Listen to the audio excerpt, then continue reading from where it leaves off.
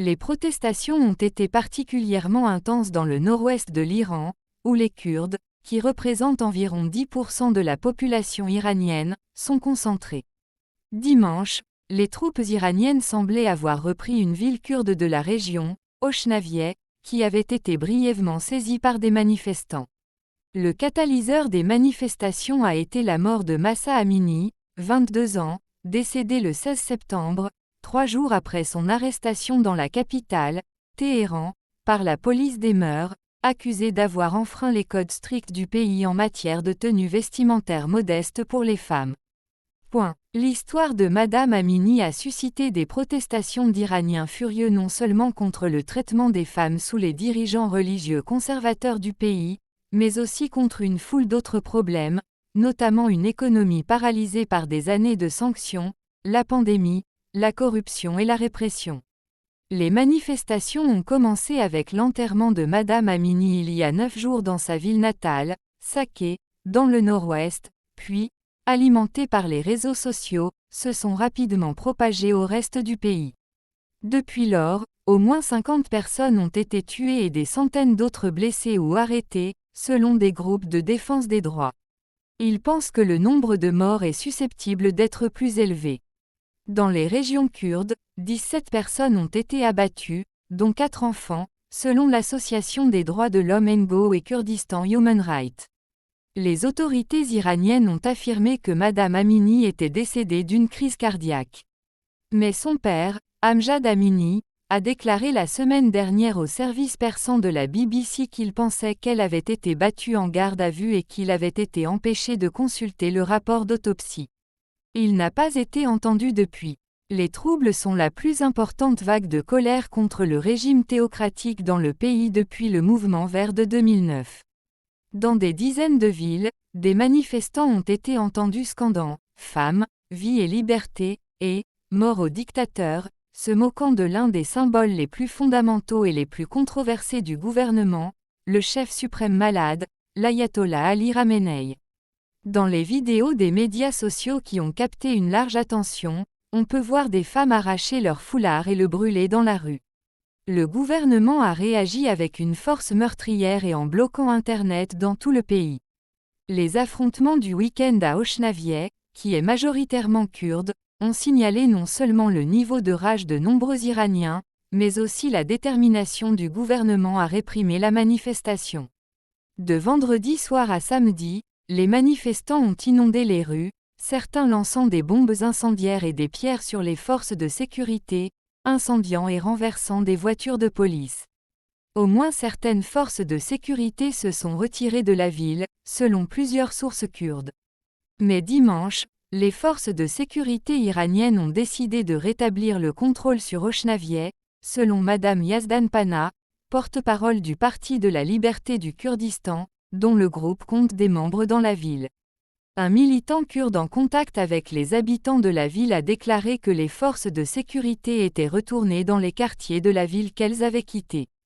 Madame Yazdan Pana a déclaré que des membres du puissant corps des gardiens de la révolution islamique iraniens armés de mitrailleuses et soutenus par l'artillerie à la périphérie de la ville opéraient dimanche à Oshnavie. Certains ont fait du porte-à-porte pour procéder à des arrestations, a-t-elle déclaré. Ils avancent, a-t-elle déclaré. Mais de nombreux manifestants refusaient de quitter les rues, a déclaré Madame Yazdan Pana. Les gens ne veulent pas rentrer chez eux, a-t-elle dit. Ils essaient d'envoyer leur voix au monde. Dans la ville voisine de Balo, des manifestants ont incendié jeudi les maisons de membres des gardiens de la Révolution, et les gardiens se sont retirés de certaines parties de la ville après des affrontements qui ont tué au moins 2 manifestants, selon Rebin Rahmani, directeur du réseau des droits humains du Kurdistan. Mais ils ont été remplacés par des forces anti-émeutes, a-t-il dit.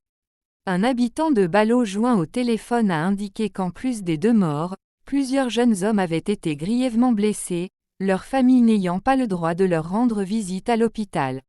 Il a déclaré que les combattants Basij, membres des gardiens de la Révolution, étaient procédés à des arrestations mais en gardant un profil bas parce qu'ils ne voulaient pas risquer des représailles.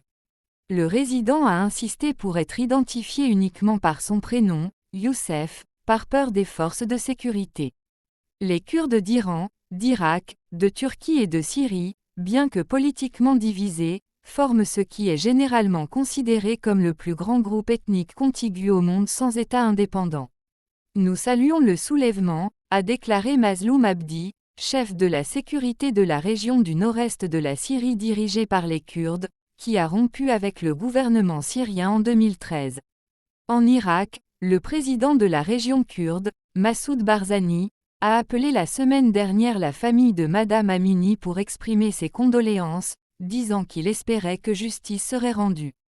La région, aidée par l'aide d'une zone d'exclusion aérienne dirigée par les États-Unis, s'est détachée du contrôle du gouvernement irakien après 1991, établissant la région semi-autonome, reconnue par les Nations Unies et les États-Unis. Samedi, l'Iran a lancé une attaque transfrontalière dans cette région. Les gardiens de la révolution ont déclaré qu'ils ciblaient des groupes terroristes et anti-révolutionnaires, faisant référence aux forces d'opposition kurdes iraniennes basées là-bas. Les analystes ont déclaré qu'en dépit de la déclaration inhabituellement franche de M. Barzani concernant l'Iran, il était peu probable que la région du Kurdistan entre dans la mêlée pour soutenir les Kurdes iraniens. Dimanche en Iran, alors que les manifestations se poursuivaient, les syndicats étudiants de 2 universités ont publié un communiqué affirmant que des agents de sécurité du campus avaient enlevé au moins 20 étudiants sous la menace d'une arme. Un comité national du syndicat des enseignants a appelé les enseignants et les étudiants à faire grève lundi et mercredi en signe de protestation. Mais certains manifestants payaient un lourd tribut. Des vidéos publiées sur les réseaux sociaux montraient la police traînant une femme par les cheveux, cognant la tête d'une autre sur le trottoir, poussant un homme dans le coffre d'une voiture de police et tirant des balles dans la foule. Les manifestants semblaient recevoir un soutien croissant. Des personnalités publiques iraniennes, notamment des athlètes, des écrivains et des musiciens, ont publié des déclarations de solidarité. Un capitaine de l'équipe nationale d'escrime, Mojtaba Abedini, a démissionné pour soutenir les manifestants. Même un auteur proche du gouvernement, Mostafa Mostour, a critiqué la violence utilisée pour réprimer le soulèvement. « Nos femmes ne demandent qu'à vivre une vie normale et ordinaire », a-t-il déclaré. Jane Araf a rapporté d'Erbil, en Irak, et Farna Fassihi de New York. Sangar Khalil a contribué au reportage d'Erbil.